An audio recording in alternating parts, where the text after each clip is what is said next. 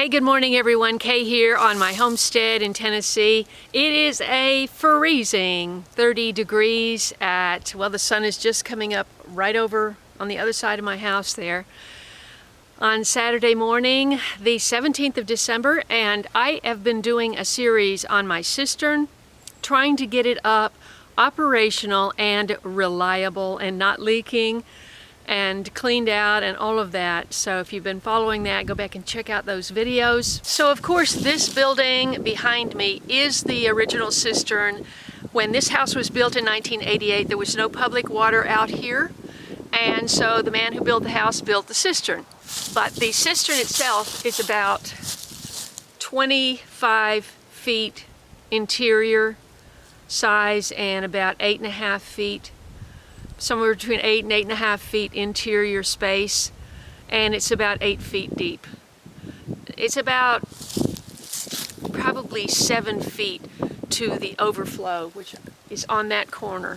There's no first flush system, and I want that. People have been telling me about that. I don't know where you would incorporate that, so if you can leave me a comment below, that would be really helpful. You know, in California, for example, I had rainwater collection, but it rarely rained. It didn't rain the whole summer. During the whole main growing season, it never rained.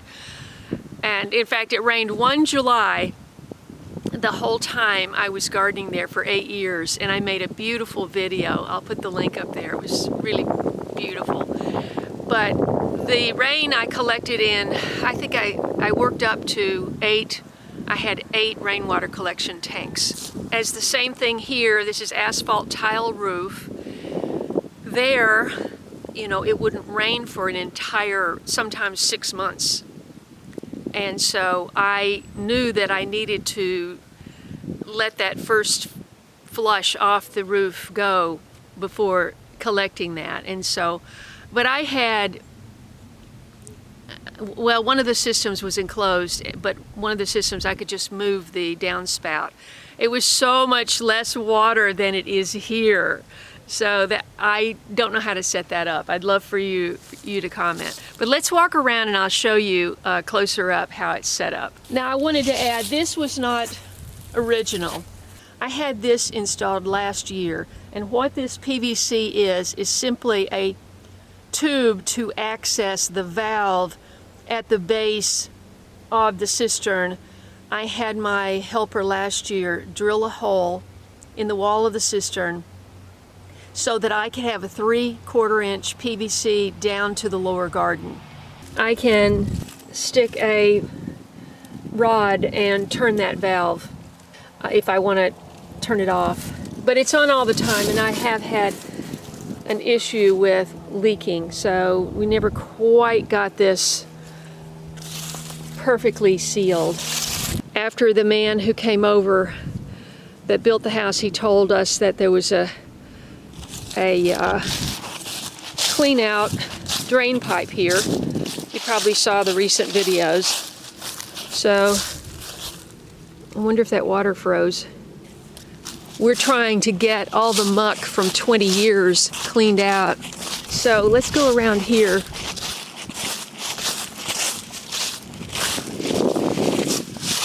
So clearly I need a new door here. This is not the best door. It's impossible to lock, so.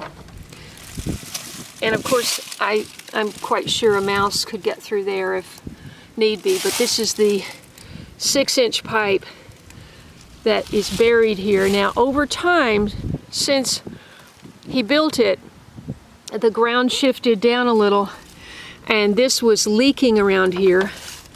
I'll show you. It wasn't high enough, and it was dripping back down the pipe and dripping down through here. So the man last year fixed that by putting this curve on here. Now I'm supposed to have a light in here. I do have a light in here, but it's not working. Got 2 lights here, but it's not sure what that is.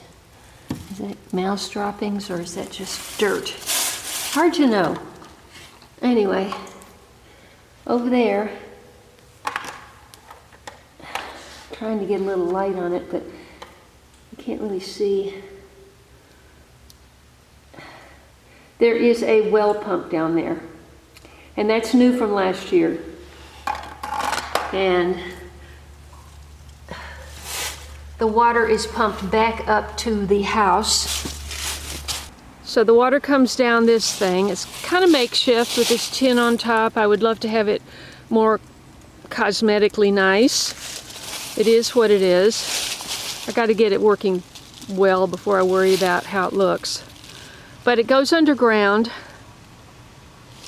and it's pumped back up to the corner of the house. So I just wanted to show you on this end of the house I have a downspout, this corner and the far corner, and they're tied together underground. They go into the 4-inch PVC which runs along the front of the house around the porch. Interestingly, it doesn't go under, through it. It goes around it because I guess it was already built. And I've been told that porch is the most solid thing in the whole house. So if I were going to have a storm shelter, I should have it under there. But it's pretty creepy going under the house, I gotta say. So, all right, so there's Spot in the window. I don't know if you can see him. And BJ's over there. But let's go down and see where it ties together at the other corner. So I have a very good gutter system, I was told by a roofing guy who came here. I don't know if you can see behind this bush, but yeah. Now there was a break in here and that was supposed to have been fixed, but you know what? It wasn't fixed. Look at that. I'm going to have to talk to my plumber about that. Oh. Anyway, it runs along through here. Just right along the surface. And I believe it runs under the stairs right here. Goes straight along the front. And then we pick it up here. And this is the section of gutter that is along the porch.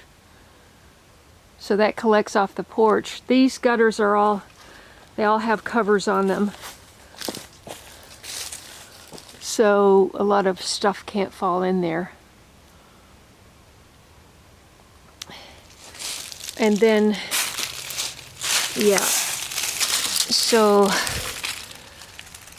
oh, here's an out here. If we ever needed to clean that out, I guess. Okay, so here we are at the front of the house. You can see I've got a big pitch on this roof. So a lot of water runs off. This comes down along here, goes underneath there, you can see it, and ties together with this one. And they come together in here. The two pieces come together under there. Now, the man told me that this is not the original. I don't know if he can be sure of that. It was 30-something years ago, but anyway, if you set this in there, it will fall through, and that is too heavy for me to even lift.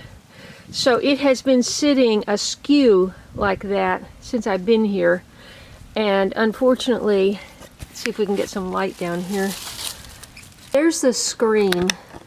Hard to see in there, but the two pipes come together under there. And then there's a screen just to keep leaves and so forth out of the 6-inch pipe, which is down here. So all an animal would have to do is just to get in that little groove there and head down that pipe, as far as I understand it.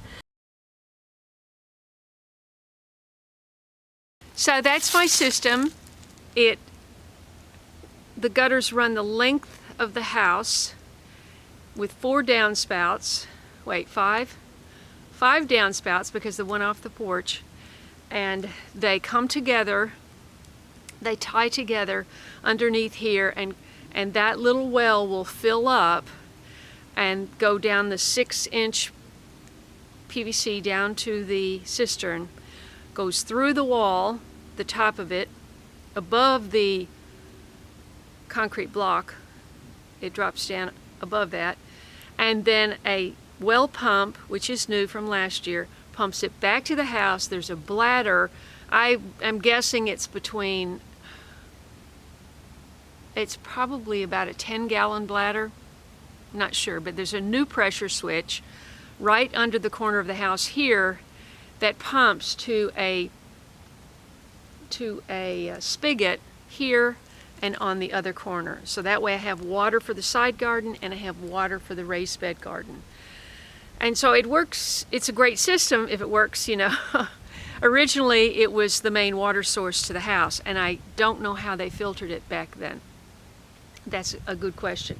Of course, 30 years ago, we didn't have all this stuff falling out of the sky. So I don't know if they had to worry about a lot of the things we have to worry about today. So the question is, where would you put a first flush system? You know, because when it's coming off the roof, it's coming off in 5 different places, you know. And then once it gets down into this well,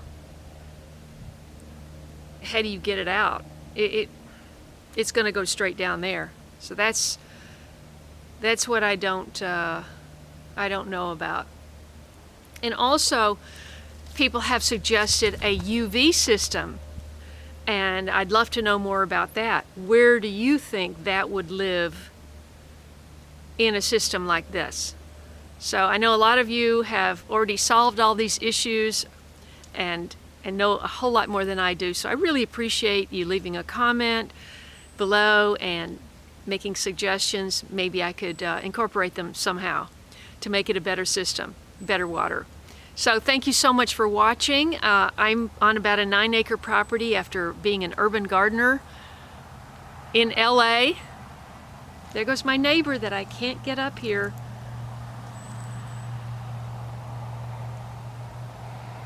Probably didn't see me. I want him to come and fix the roof in my shop. So I'm on about a 9+ acre property that's about half wooded, a little over, and I'm developing the gardens so that I can be more sustainable, grow my own food, and live off grid if I have to. That was always my main purpose in looking for a property after leaving LA. So if you're in a transition, if you're looking, I hope that my channel will be beneficial to you, and I hope you subscribe. Thanks so much for watching, everyone, and I'll see you in the next video.